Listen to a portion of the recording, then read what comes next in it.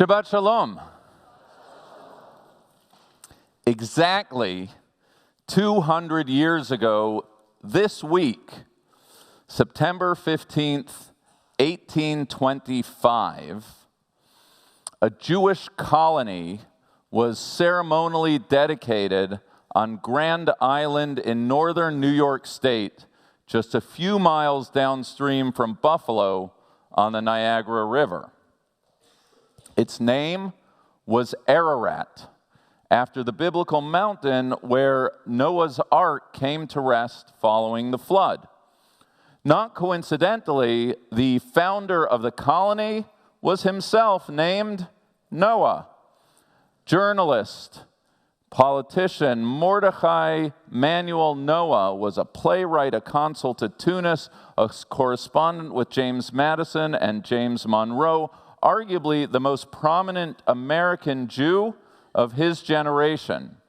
As historian Jonathan Sarna recounts in his authoritative biography of Noah, Noah staged the dedicatory event with great flourish. A grand procession of soldiers, politicians, and clergy. He himself robed as a judge of Israel, a gold medallion on his chest, while the band played Handel's Judas Maccabeus.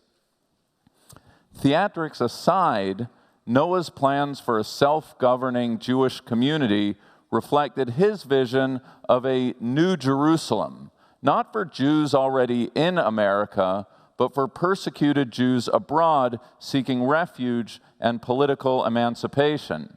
He dreamed of Ararat as an asylum for the oppressed, a place to revive, renew, and reestablish Jewish life, a temporary resting place on the way to an ultimate millennial restoration prayed for by Christians and Jews alike.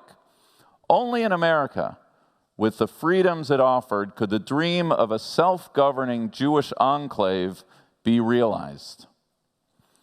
To this day, scholars debate Noah's true motives. Was he driven by concern for his people, personal ambition and self-enrichment, or by a kind of messianic self-delusion? Whatever the case, the plan quickly collapsed. Ridiculed by many and ignored by the very Jews he sought to save, Ararat never moved beyond its inaugural dedication. Its only enduring remnant is a marble cornerstone on display to this day at the Buffalo History Museum. The words Shema Yisrael, the central declaration of our people's faith, is carved into it, and then in English, Ararat, a city of refuge for the Jews. 200 years later to the day, Noah's Ararat serves as an enduring parable, the lessons of which extend to us. Torn between the possibility of integration and the value of Jewish particularity, Ararat was Noah's third way. Neither an isolationist or an assimilationist, Noah believed that the freedoms of America held the promise of total acceptance, but not at the cost of losing our distinct faith and identity. In Sarna's words, Noah was the first Jew to openly confront the challenge of American freedom. Ki tavo, when you enter this land. Long before Mordecai Noah, our Torah reading this week describes a moment in time when the children of Israel were on the cusp of entering the promised land to establish their own self-governing Jewish community.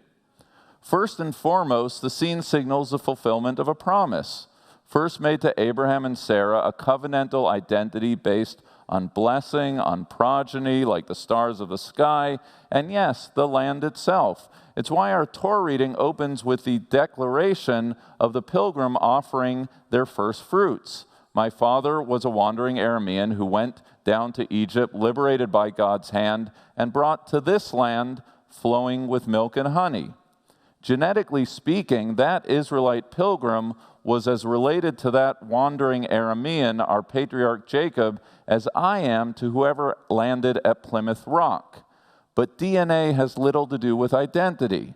The promise of the land, the hold it has on Jewish identity then and now, is all that matters. No different than Shabbat or Kashrut or any other pillar of Jewish identity. To be a Jew is to be connected to the land of Israel. But the promise of the promised land was not just about the covenant checking some theological box. Israel's national identity was first forged at Mount Sinai in the wilderness.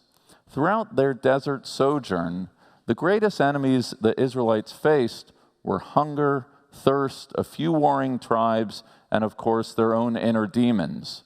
But now, in the final book of Deuteronomy, Israel is readying for entry into the land, conquering some inhabitants, but living side by side with others. And a new question, a new anxiety rears its head. How will Israel balance this tension between integration into the land and the threat of assimilation? The laws of worship, the prohibitions against intermarriage, foreign ritual, the repeated warnings not to forget God are all variations to the same question: how to live fully in the world without losing oneself to the world. The blessings of our Torah reading are bestowed upon those who, in the midst of their new neighbors, maintain their identity. The curses are reserved for those who blur the line and engage in foreign practices. The tension is a bit like, if not exactly like, how a parent feels when they send their kids off to college. You want your kid to expand their horizons, to meet new people, make new friendships, but call home. Go to the Hillel on campus. Find a nice Jewish boy or girl. Don't forget where you belong.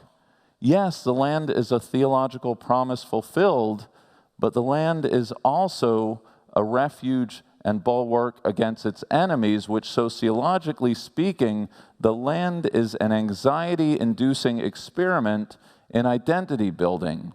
Can the children of Israel embrace the fruits of freedom without allowing those very freedoms to erode the covenantal identity that made them who they are and makes them who they will be? And this question facing the Israelites, this balancing act of integration and separation, remains ours to this very day. For a long time, it wasn't such an active question. The thousands of years that Jews were exiled from the land, our fears were more about anti-Semitism than assimilation. We may have absorbed elements of our host cultures, but the force of their hatreds and our own insularity kept us distinct as a people. Only relatively recently, with modernity, when our two friends, the Enlightenment and Emancipation, entered the scene, did the question become an active one. As the seminary's David Kramer traces in his recent book on the Jewish diaspora, some Jews circled the wagon, like the early 19th century rabbi, the Chatam Sofer, who declared that Jews must not change their names, shemot, their language, lashon, and their dress, their malbush, if they were to remain shalem, separate and whole. Others, such as the late past chancellor of the seminary, Gerson Cohen, held otherwise. In an essay entitled The Blessings of Assimilation, Cohen contended not only that Jewish identity has always interacted with surrounding culture, but it's been this very exchange which is a source of our creativity, continuity, and renewed vitality. And the debate is not just between scholars, it plays out in all of our lives. Shall we send our kids to Jewish day schools or to secular schools? Jewish summer camps, Jewish summer camps, or just plain summer camps? Both the blessing and the challenge of our circumstance in America, especially here in Manhattan, is the sheer surfeit of choices and the absence of immediate consequence. Shall I spend my Shabbat morning at synagogue or at Soul Cycle? Volunteer my time and resources at UJA or a secular not-for-profit? Take my family to Israel or to Iceland? It's not always either or, but every choice to do one thing necessarily is a choice not to prioritize another. And save the threat of losing your child's bar mitzvah date, which any other synagogue would happily pick up. The forces keeping one in the Jewish fold are located in the conscience of the Jewish consumer and not some external restraint.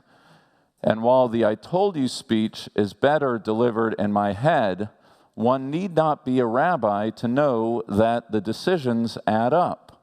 We reap what we sow. Our children's identities are shaped by a million small decisions that add up to a few big ones, at which time, more often than not, it's too late. All of which brings us back to our friend Mordecai Manuel Noah.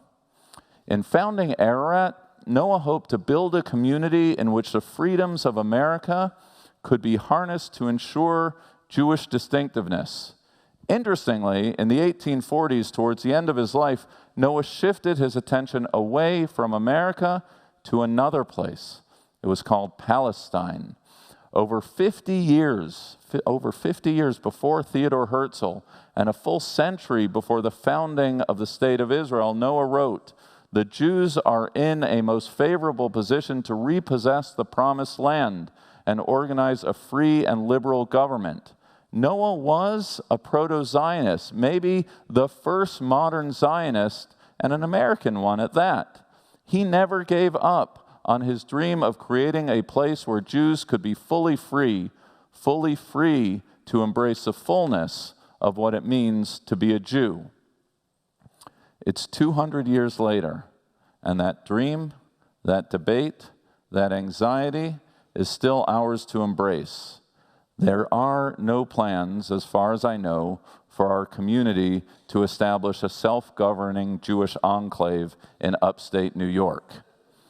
Foundational as Israel is to my being, my Jewish being, like yours, has and will continue to take shape, most likely outside of the actual promised land.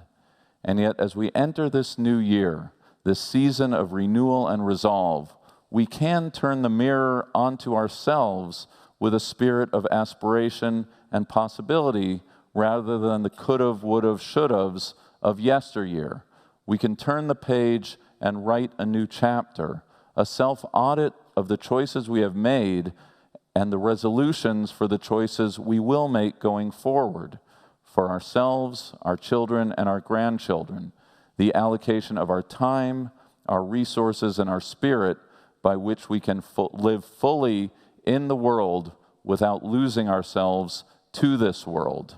No different than the Israelites of old, our freedoms made sacred only insofar as they're leveraged towards strengthening both our Jewish personhood and our Jewish peoplehood. Call it Ararat, call it New Jerusalem, call it whatever you like. Perhaps a physical location, but definitely a spiritual one, rooted in tradition, connected to community, shaped by the rhythms of Jewish time and practice, a year in which we too will revive, renew, and reestablish our Jewish lives. Shabbat Shalom. Thank you for joining the Park Avenue Synagogue family. I hope you enjoyed the sermon. Please consider supporting our online community by scanning the QR code or by going to supportpas.org or by making a donation. Shalom and see you in Shul.